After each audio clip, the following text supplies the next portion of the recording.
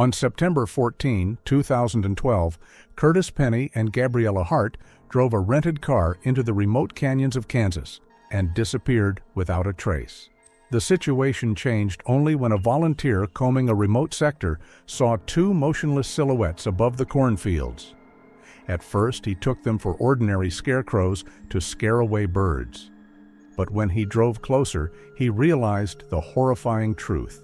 They were the missing girls. They had been tied to poles with construction ties and lined up in a row, right in the path of the combine harvester that was to come out to harvest the next morning. Who planned this brutal trap with mathematical precision, and why a farmer's field became a place of execution? You will find out in this video. Enjoy. On September 14, 2012, the state of Kansas greeted two travelers with dry winds and a cloudless sky that seems unnaturally high here in the center of the Great Plains. Curtis Penny and Gabriella Hart didn't come here for the typical tourist routes. Their goal was the so-called Bedlands, remote, almost Martian landscapes of chalk formations and deep canyons that cut across the plain. The girls chose a black Toyota RAV4 SUV rented from the Wichita airport to get around. According to the case file, they seemed completely calm that morning.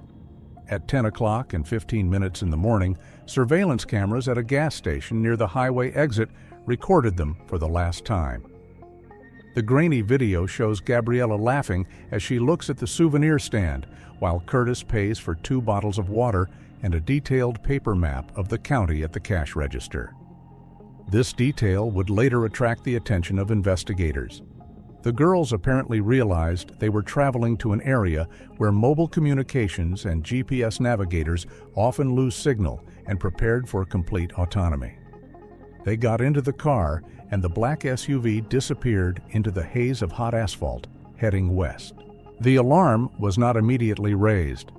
Kansas is a place where time flows differently, and distances between farms are measured in tens of miles. According to the rental agreement, Curtis and Gabriella were supposed to return the car to the airport rental lot on September 16th at 12 o'clock sharp. When the clock crossed that mark and the car didn't show up, the company's manager tried to contact the clients. The phones were silent. A check of the transactions showed that not a single cent had been charged to their bank cards since they bought water at the gas station. This meant complete silence on the air for 48 hours. At 14 hours and 30 minutes, the manager, acting according to protocol, passed the information about the missing car to the patrol police. The search began with a standard check of tourist outlets. The patrol officer serving the state park area did not find their black RAV4 until the evening of September 16th. The vehicle was parked in a gravel parking lot near the beginning of the Horse Thief Canyon hiking trail. This place is known for its bizarre rocks and isolation. There were no other cars around. The officer told the dispatcher that the car was locked, with no signs of forced entry or struggle from the outside. However, when he shone his flashlight into the interior through the tinted glass, he saw something that made him immediately call for backup. 2 cell phones on the center console, next to an unopened bottle of water. No experienced hiker would go into the canyons without a means of communication, even if there is no network. This indicated that the girls were planning to leave the car for just a few minutes, or they were forced to leave their belongings behind. The sun was already setting over the horizon, painting the chalk cliffs an alarming red, when the investigative team and a dog handler with a dog named Bark arrived at the scene. He was an experienced dog trained to find people in rough terrain. The police hoped that the dog would pick up the trail from the driver's door and lead the group deeper into the canyon, where the girls could have gotten lost or injured. But Bark behaved strangely. Instead of going down to the hiking trail, the dog started circling the car, nervously sucking in air. He ignored the entrance to the gorge. Instead, Bark pulled on the leash and confidently pulled the dog in the opposite direction, toward the parking lot exit, where the asphalt turned into an old, broken maintenance road that led north along the park's boundary. The officers followed the dog. After 300 meters on the side of the road where the tall, dry grass came close to the gravel, Bark stopped and sat down, marking the find. In the light of powerful police lights, something glistened in the dust. A gloved forensic scientist carefully picked up the object. It was a professional polarizing light filter for a camera lens, an expensive item that photographers keep as the apple of their eye. Curtis Penny was a professional photographer and, according to her family, never parted with her equipment. The find looked intact, but a closer look revealed deep, fresh scratches on the metal rim. The nature of the damage indicated that the filter had not simply fallen out of a pocket or bag. It had been torn off by force, a sudden movement, perhaps during a struggle when it was wrapped around the lens or when someone tried to wrestle the camera from their hands. This detail instantly changed the status of the operation. The version of an accident in the canyon was no longer possible. The trail did not break off among the rocks, but near a road that could be used by vehicles. The darkness around them grew thicker. Now the police were looking for crime victims, not lost tourists. The search area shifted from forested slopes to endless fields stretching along the highways, where the only witnesses were the wind and a high wall of corn. Time was working against them, and the first 48 hours, the most important for finding survivors, had already passed. On September 16, 2012, the search party changed tactics. The discovery of a light filter on the side of an old gravel road crossed out the version of an accident in the canyon. Now the police worked according to the kidnapping protocol. The search radius was expanded by dozens of miles, covering the giant areas of private farmland surrounding the park. It was an area of total agricultural silence, thousands of acres of tall, dry corn that had just reached maturity and was waiting to be harvested. The farmers of Ellsworth County granted permission to inspect their property without any questions. However, it was physically impossible to comb such an area on foot. Local volunteers with off-road vehicles and ATVs were involved in the operation. One of these volunteers was a local resident who knew the network of dirt roads near the town of Geneseo. He chose to inspect a remote sector north of the highway, a massif that bordered the same gravel road where the sniffer dog had led the police several hours earlier. According to the volunteer's interrogation report, he was moving slowly, maneuvering between rows of corn. The stalks in this part of the state were 7 feet high, creating the effect of a closed yellow tunnel. Visibility was limited to a few meters. The monotonous noise of the ATV engine drowned out any sounds, but visually the volunteer controlled the space ahead. Around 18 o'clock in the evening, when low clouds began to cover the sun, he noticed a disturbance in the geometry of the rows in the depths of the field, 50 meters from the edge of the landing. In the middle of the monotonous wall of plants, 2 vertical figures stood out. At first glance, they looked like classic farm scarecrows set up to scare away birds. Shapeless clothes, tilted heads, unnaturally straight postures. This detail struck the volunteer as anomalous. As he later explained to the detectives, in September the corn had already hardened, the grain turned to stone, and the birds no longer posed a threat to the harvest. There was no point in putting up scarecrows at this stage of the agricultural cycle. The man drove the ATV deep into the rows, breaking dry stalks with the bumper. When he was less than 10 yards away from the figures, he braked sharply. What looked like straw sacks from a distance turned out to be people. They were Curtis Penny and Gabriella Hart. The picture that opened up to the rescuer was horrifying in its methodical nature. The girls were tied to wooden poles, dug into the ground. The attacker used thick white construction ties, plastic clamps used for cable installation. The victims' hands were tied behind their backs, and their bodies were pulled to the bars at chest and waist level. The girls' heads hung helplessly on their chests. They did not respond to the sound of approaching vehicles. The volunteer immediately transmitted the coordinates by radio. 20 minutes later, the silence over the field was broken by the sound of sirens. Patrol policemen and paramedics were the first to arrive. The examination showed that both tourists were alive, but in critical condition due to dehydration heat stroke, and severe pain shock. Their clothes were covered with a layer of dust, and their lips were chapped to the point of bleeding. Cutting off the ties, doctors noted that the plastic had cut into the skin to the meat. The girls probably tried to free themselves in the first hours, but these attempts only worsened their injuries. The location of the victims attracted special attention of the forensic experts. The pillars were dug in exactly on the same line, perpendicular to the direction of the crops. The faces of Curtis and Gabriella were turned exactly to the east. It looked like a ritualistic placement, but the explanation was much more pragmatic and terrifying. While the doctors were loading the semi-conscious girls into an ambulance, a representative of the agricultural holding that owned the field arrived at the field. When he saw the crime scene, he turned pale. During a conversation with a senior investigator, the agronomist revealed a detail that changed the case's qualification from kidnapping to attempted murder with particular cruelty. According to the approved harvesting schedule, which was known to all local workers and posted on the town's bulletin board, heavy machinery was to enter this particular field the next morning, September 17th. The start of work was scheduled for 6 o'clock in the morning. The giant combines with wide rotary headers were to move across this particular square, moving from east to west against the sun.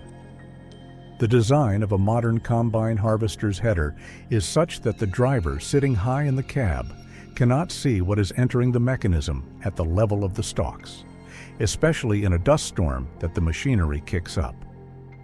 The girls were tied at such a height that their heads and torsos were exactly in the line of the cutting knives. They were set up as targets. If the search team had stayed at least overnight, or if a volunteer had decided to check the neighboring square, a tragedy would have occurred at 6 in the morning on September 17th, which would have been attributed to a terrible industrial accident. The police realized that the criminal had not just left them to die of thirst. He had prepared them for execution, using an industrial machine as a murder weapon. He had calculated the time to the nearest hour. The search operation preceded the death by less than 12 hours. The field, which rustled softly with dry leaves in the wind, was in fact a tuned time bomb, and only an accident stopped it a moment before it was set off. On September 17, 2012, the intensive care unit of the Regional Medical Center in Salina resembled a fortress. Police posts were set up not only at the entrance to the ward, but also on the floor. Curtis Penny and Gabriella Hart were in what doctors characterized as physically stable but psychologically critical condition.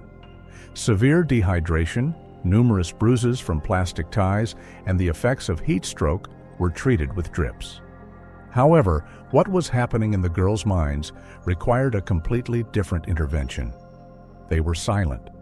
It was not just a reaction to stress, but a deep catatonic stupor caused by the expectation of imminent death.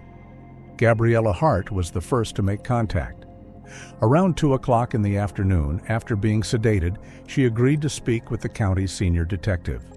Her testimony, recorded on a dictaphone, became the first and most important document that provided a glimpse into the mechanics of the crime. Gabriella spoke quietly, often stopping to take a sip of water, but her memory captured the events with frightening, photographic clarity. According to the victim, it all started in the same parking lot near the canyon. They were packing up their things when a man approached the car. She noted that his appearance was perfectly sterile for the area. He didn't look suspicious, rather like thousands of other laborers working in the fields under the scorching sun. He wore a wide canvas Panama hat with the brim down. His eyes were hidden behind large mirrored glasses, and his lower face and neck were covered by a thick cloth bandana buff stretched to the bridge of his nose. Not a single centimeter of skin, not a single special mark. Only dust on his clothes and a deaf voice. He addressed them with a request that automatically evokes empathy. The man said that his dog, an old terrier, had chased a rabbit and got stuck in a hole in a ravine 50 meters away. He asked me to hold the lantern while he tried to get the dog out. It was so ordinary and human that the girls did not hesitate for a second. They left their phones in the car because they expected to be back in 2 minutes. But as soon as the group moved away from the parking lot, going down into a shallow gully, the stranger's behavior changed instantly. Gabriella recalled this moment as turning off the lights. The man stopped, turned around, and pulled out a gun without a word. It was not a threat, but a statement of fact. The most frightening thing was that he did not shout, make demands, or show aggression. He acted like a robot following a program. The interrogation report records a key detail. The kidnapper forced the girls to put thick, opaque cloth bags over their heads before he took them to his vehicle. He did not want them to see the color of the van or the road. They spent the entire trip to the field, about a 40-minute drive, in complete darkness, lying on the metal floor of the cargo compartment. Inside, they smelled of grease, old tires, and something sweet, like rotten hay. When the truck stopped and they were taken out, the bags were not removed from their heads. Gabriella felt her arms being pulled down roughly but professionally with plastic cuffs behind her back. She was forced to her knees, then forced to stand up and pressed against a wooden post. She could hear Curtis breathing next to her, hear the rustling of dry corn, but the most terrifying sound was another, the sound of a construction tape measure. Gabriella told detectives that she heard the distinctive metallic crackle of the tape being pulled out of the case, followed by a sharp click of the lock. The man approached them one by one. She could feel the cold edge of the metal ruler touching her shoulder, neck, and chin. He was measuring them. In complete silence, interrupted only by the rustling of leaves, he measured the height of their bodies relative to the ground. The victim recalled that he kept muttering numbers under his breath. These were not curses or threats. It was dry math. 48 inches, 52 inches, tilt correction. At that moment, the girl did not understand the meaning of these actions. She thought he was preparing some kind of sophisticated torture. It was only later, when investigators compared these testimonies with the technical parameters of the John Deere Combine, that the puzzle was put together in a terrifying picture. The kidnapper didn't just tie them up. He measured the height of the heads to the nearest inch. He knew the height at which the combine's header would be set when harvesting this particular variety of stunted corn. He adjusted the position of their bodies to the parameters of the cutting mechanism, so that the impact of the metal blades would be instantaneous and fatal. It was an engineering preparation for murder. Gabriella also noted that after he finished the editing, he did not say a word to them goodbye. He didn't laugh. He didn't mock. He just wound up the tape measure, checked the tension of the ties, got in the car, and drove away, leaving them in the darkness of the bags to wait for the sun to rise. This cold, mechanical indifference, the absence of any rage or sadism in his voice, scared her more than the weapon itself. They were not dealing with a maniac in the usual sense, but with someone for whom they were simply objects that needed to be placed in the right place in space to perform a certain function. Gabriella Hart's testimony provided the police with a psychological portrait, but not a facial description. However, one phrase she dropped at the end of the interrogation made the detectives shudder. She said, "He didn't smell like a criminal. He smelled like earth and diesel fuel. He was at home here." On September 18, 2012, while Curtis and Gabriella were under the care of doctors, the epicenter of events shifted back to the Cornfield near Geneseo. Now this place was officially considered a crime zone. The perimeter was fenced off with yellow tape that fluttered in the steppe wind, creating a surreal contrast to the endless agricultural landscape. A group of forensic scientists and trace evidence experts started working. Their task was not just to record the footprints, but to answer one illogical question: why this particular point? The field was huge, hundreds of acres of monotonous rows. However, the attacker chose a specific sector that had no visual landmarks. The detectives were concerned about the technical side of the execution. The soil in Kansas in late summer resembles concrete. Due to the long absence of rain, the top layer of the earth hardens into a hard crust. To dig a hole at least 2 feet deep to install the pole, a grown man would need at least 30 minutes of hard work with a shovel or a loud gasoline drill. How could the kidnapper have done this at night, quietly, quickly, and, according to the girl's testimony, without exerting excessive physical effort? The answer came when they tried to dismantle the structures. A technician officer, wrapping his arms around a wooden pole, prepared to loosen it, to pull it out of the ground.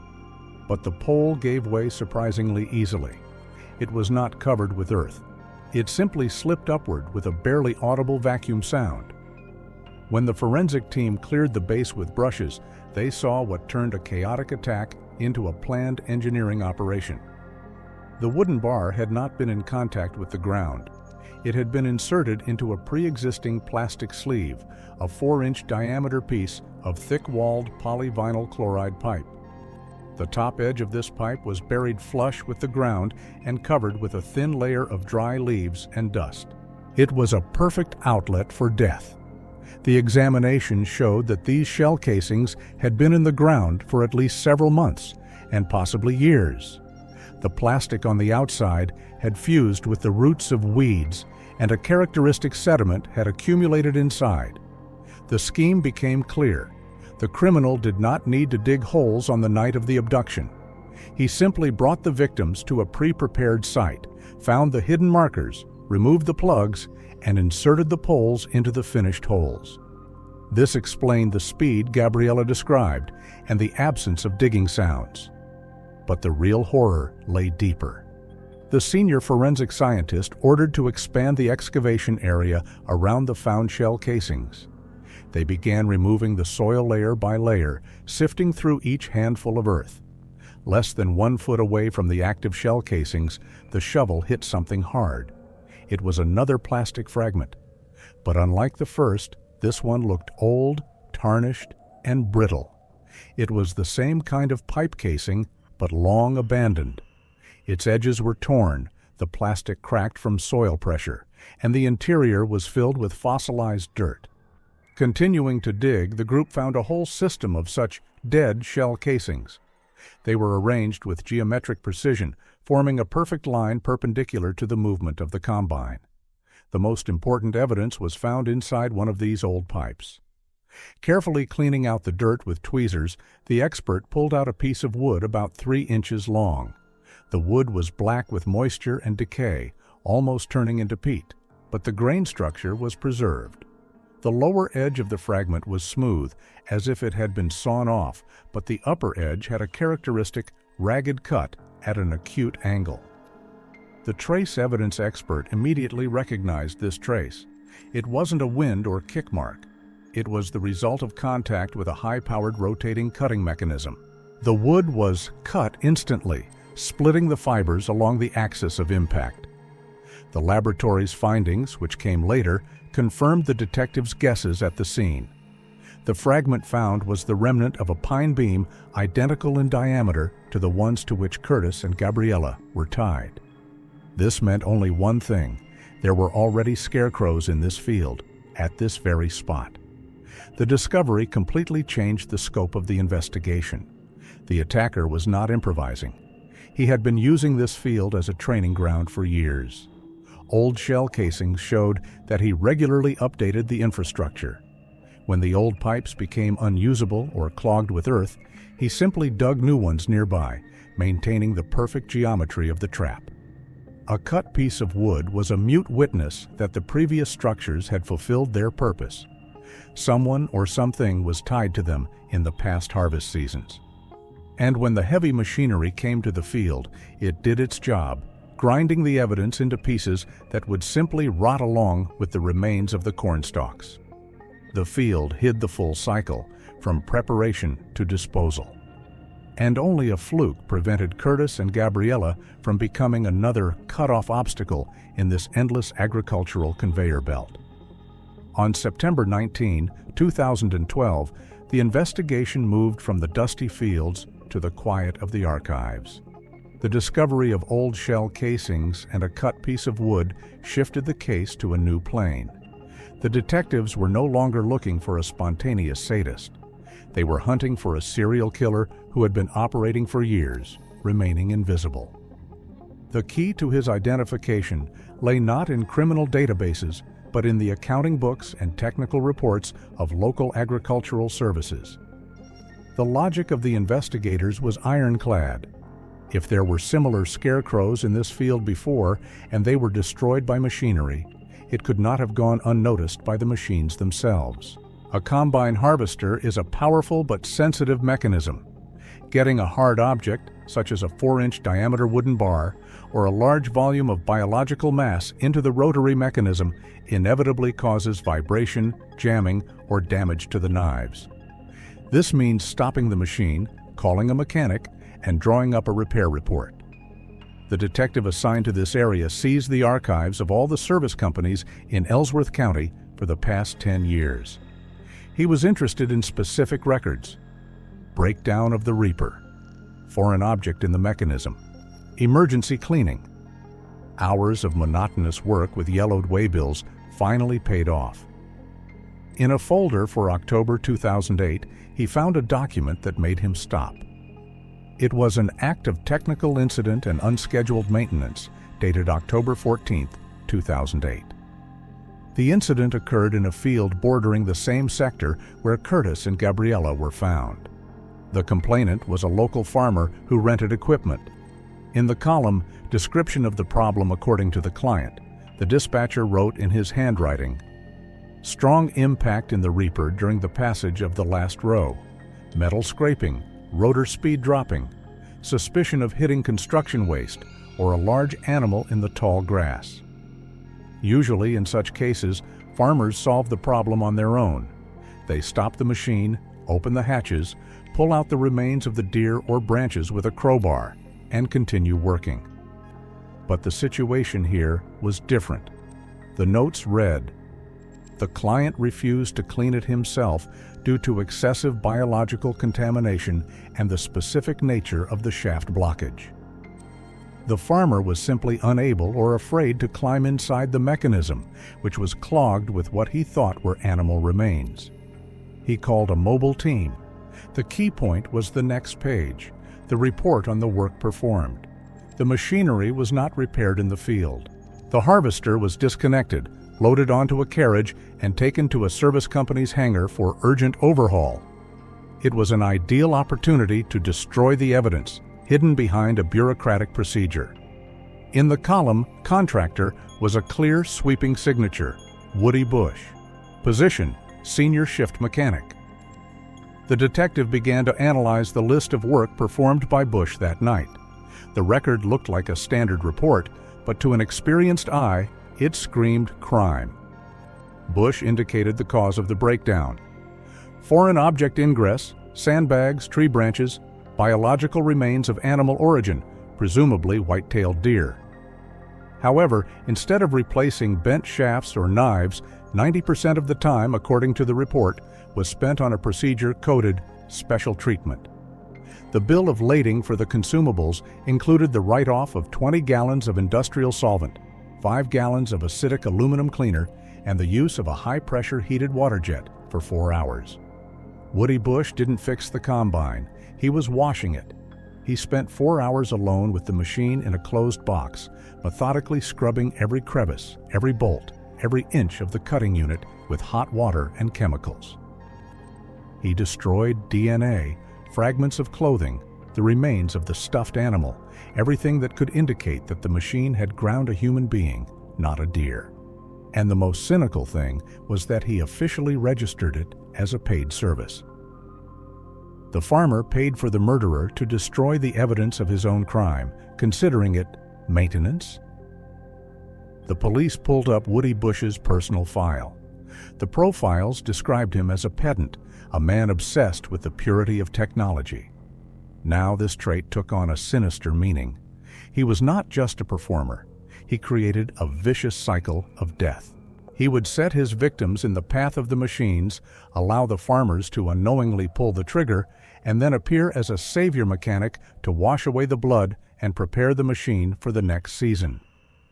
Investigators realized that they were dealing with a unique type of criminal, a cleaner who uses the industrial system as a murder weapon. The report of 2008 did not name the victims, only the dry term biological remains.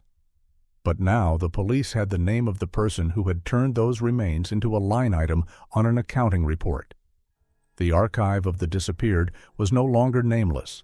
All the threads led to one hanger and one person who knew how to flawlessly cover his tracks under the roar of high-pressure water. On September 20th, 2012, the focus of the investigation shifted sharply from the dusty cornfields to the sterile coolness of the server rooms. The discovery of the hidden shell casings and the analysis of the repair of the combine in 2008 gave the detectives a clear vector. They were no longer looking for a random maniac. They were looking for a person who had professional access to harvest schedules, knew the technical nuances of heavy agricultural machinery, and could move freely around the farmland without arousing suspicion. The focus of the investigation was Plains Ag Services, a company headquartered in an industrial zone on the outskirts of Salina.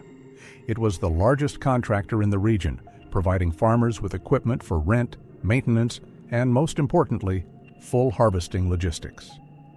Detectives obtained a court warrant to seize the company's servers, digital service logs, and staff duty schedules for the last 10 years. The analysts worked for 18 hours straight, comparing terabytes of data. The search algorithm was simple. Find an employee who worked for the company during all known incidents and had access to specific locations. The system produced only one name, which was repeated in all suspicious reports: Woody Bush. According to his personnel file, 45-year-old Woody Bush had been working for Plains Ag Services since 2005 as a senior mechanic and logistics coordinator. His personnel file looked flawless and intimidating at the same time.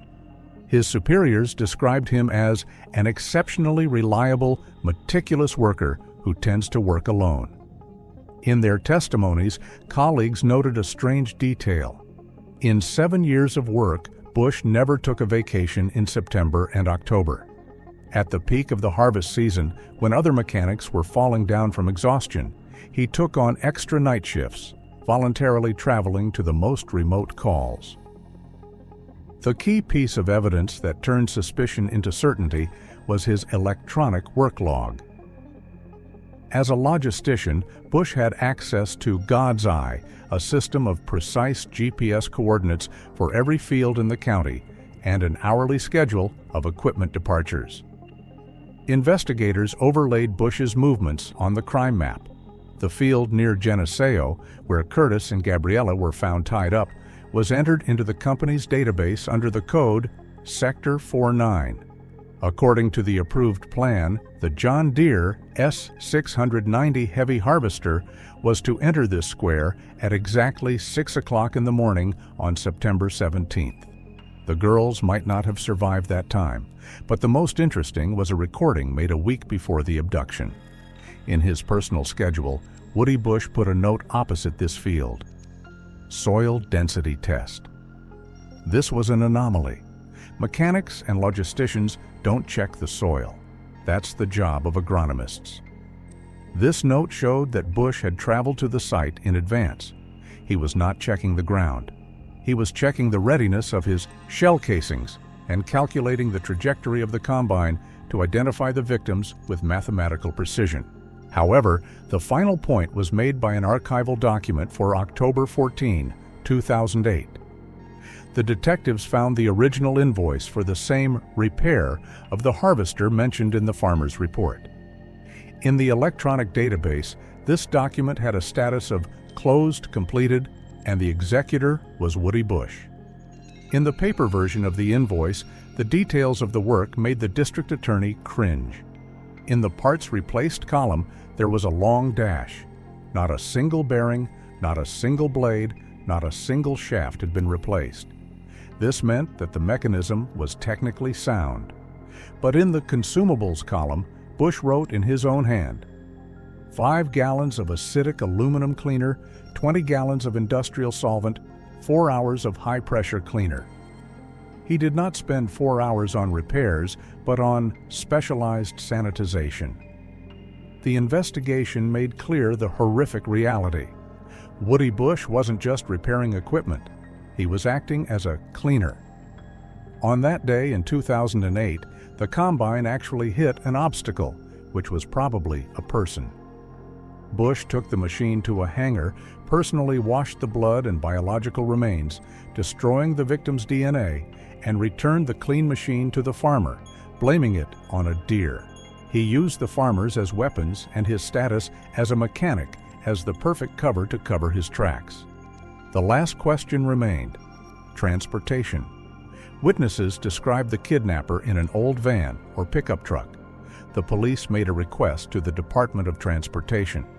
No vehicles were registered in Woody Bush's name, except for a company car. However, a deeper search revealed that he had inherited his late father's property, which included an old 98-year-old Chevy CK 1500 Silverado pickup truck. The color of the car was not listed in the database due to the age of registration. However, after interviewing the security guards at the Plains Ag Services parking lot, detectives learned that Bush often arrived at work in a dirty white truck with a strange hand-painted kicker. The description matched Gabriella's testimony about the van, which smelled of old hay and oil. The puzzle was complete. Woody Bush was the architect of the trap, the executor, and the cleaner. He turned the industrial harvesting process into a death conveyor. The warrant for Woody Bush's arrest and search of his home was signed by the judge immediately, marked highly dangerous. The SWAT team began preparing to leave. The investigation had all the evidence, but no one knew where the suspect was at that moment. On September 20, 2012, at exactly 16 hours and 30 minutes, the silence of a residential neighborhood south of the Salina Airport was broken by the sound of a door being kicked in. The takedown team, comprised of city police officers and Ellsworth County Sheriff's deputies, acted quickly and forcefully. They expected armed resistance, knowing that the suspect had access to tools and possibly a firearm. However, when the SWAT team burst into the rented house, they were greeted only by the loud echo of their own footsteps. The house was empty, but it was not the kind of emptiness that criminals usually leave behind when they flee in panic. Inside, there was a perfect, almost surgical order. The floor was shiny, there was not a single dirty cup in the kitchen, and the bed was made without a single wrinkle. The officer who conducted the initial inspection noted in his report that the room looked sterile, as if no one had lived there, or the occupant had carefully destroyed all traces of his biological existence before leaving. Woody Bush's cell phone was found on the living room table. The back cover had been removed, and the battery was lying separately. This was a clear signal. He had not just escaped, he had cut off digital communications and gone into full autonomy. A search warrant for a white 98-year-old Chevy Silverado pickup truck with a distinctive homemade horn was sent to all Kansas state patrols. The airwaves were filled with tense anticipation. The police realized that if Bush, who knew every field road within 100 miles, got to the remote areas, it would be almost impossible to find him. At 17 hours and 42 minutes, a patrol officer on duty at the strategic intersection of Interstate 70 and K96 reported visual contact to dispatch. He spotted an old, dirty pickup truck heading west toward the town of Ellsworth. The driver was behaving aggressively, ignoring the speed limit and overtaking the flow of civilian vehicles, crossing into the oncoming lane through a double solid line. The license plates were covered with mud, but the officer recognized the Kung. As soon as the patrol car turned on its flashing lights and siren, the Chevy accelerated sharply. The pursuit began. Woody Bush did not respond to the request to stop, which was made through the loudspeaker. According to the patrol car's dash cam, the fugitive's speed quickly reached 90 miles per hour. The heavy pickup truck, which was not adapted for such races, swayed dangerously on the narrow two-lane road. Its suspension squeaked on bumps, and clouds of gravel flew out from under the wheels as it clung to the side of the road. Analyzing the route, the operation coordinators realized the fugitive's tactics. Woody Bush did not try to ram the police or engage in combat. As an experienced agricultural logistician, he was trying to get to a complex road junction 5 miles ahead. There began a dense network of dirt roads between farms, the so-called farm grid, where heavy machinery could easily get lost and patrol sedans would get bogged down in dust. This was his plan, to disappear into the landscape he considered his own. The command of the operation decided not to go for a ram, pit-stop maneuver, as there were still civilian cars on the road and the risk of accidental casualties was too high. Instead, a patrol crew coming from Ellsworth blocked the road and deployed a strip of spikes, stop sticks, at mile marker 20, just before the turnoff to dirt roads. At 18 hours and 5 minutes, the dashcam recorded the final chase. Woody Bush saw the obstacle too late. He tried to turn the wheel, but the inertia of the heavy car at 90 miles per hour left him no chance. The front wheels of the Chevy hit the spikes and exploded instantly with a loud sound like a gunshot. The pickup lost control and veered to the left. The truck, kicking up a column of dust, flew off a low embankment, turned over on its side, plowed the ground with its metal side, and crashed into the wire fence of the pasture, knocking down several wooden posts. Silence ensued, broken only by the hiss of a punctured radiator and the wail of approaching sirens. Officers approached the wrecked car with their weapons at the ready, shouting commands to show their hands. But there was no resistance. Woody Bush was sitting in the overturned cab, pinned down by an airbag that had deployed. He was not seriously injured, just a few scratches from broken glass on his face. His hands were gripping the steering wheel until his knuckles were white, even though the car was no longer going anywhere. He was staring at one point, through the broken windshield at the field stretching out in front of him. His gaze was glassy, devoid of emotion. When he was dragged out of the car and handcuffed, he did not say a word. While the doctors were examining the detainee, the detectives searched the car. On the passenger seat, covered with plastic fragments, was an old sports bag. Its contents finally confirmed that this escape was not a spontaneous reaction. Inside, they found $12,000 in cash and small bills, carefully tied with rubber bands. Next to it was an unfolded paper map of Mexico's highways with a marker on the route. But the most important find was a hard disk from a desktop computer. It had been mechanically destroyed. Someone had carefully drilled it with a drill in 3 places, damaging the magnetic plates. Woody Bush took with him not only the money for a new life, but also his digital memories, which he decided not to leave to the investigation. He tried to erase his past as methodically as he erased the tracks on a combine harvester, but this time the road ended in a wire fence in the middle of the Kansas prairie. October 2013, Ellsworth County District Court. The trial of Woody Bush was perhaps the quietest and at the same time the most horrific in the history of Kansas. There were no screams from relatives, hysterics from the defendant, or loud speeches from lawyers. The courtroom was filled with an atmosphere of cold, dead silence, broken only by the squeak of the court reporter's pen. The video recordings of Woody Bush's interrogations, which the prosecutor's office showed to the jury, were later included in classified textbooks on criminal psychology. On the screen was a man who looked absolutely normal, but said things that made experienced detectives' blood run cold. The experts characterized his emotional state as absolute zero. He did not deny a single fact of the prosecution. He did not try to justify himself or lie. The only thing that caused him irritation was, in his opinion, the incorrect terminology of the investigators. When the senior investigator asked him during the recording, "Why did you attempt to murder these women?" Bush calmly corrected him like a teacher of a negligent student. "It wasn't murder, officer. It was a disposal. You don't call composting grass murder." The perpetrator's motive was based on a distorted but internally consistent philosophy of agrarian purity. During interrogations, he explained his worldview in detail. All his life he had been watching tourists who came to Kansas to see the canyons or prairies. In his mind, these people were parasites and weeds. They did not produce anything. They did not sow, reap, or repair machinery. They only consumed resources, bought plastic water bottles, trampled on the ground, and left behind garbage. For Woody Bush, they were an ecosystem failure.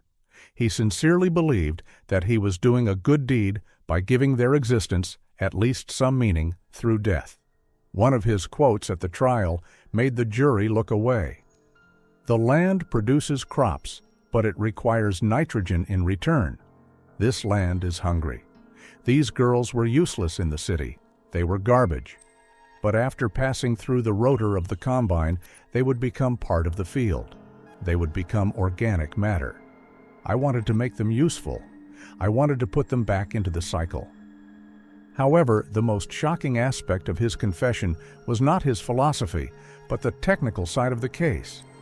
Investigators could not understand for a long time why he so carefully measured the height of the victim's ties with a construction tape measure.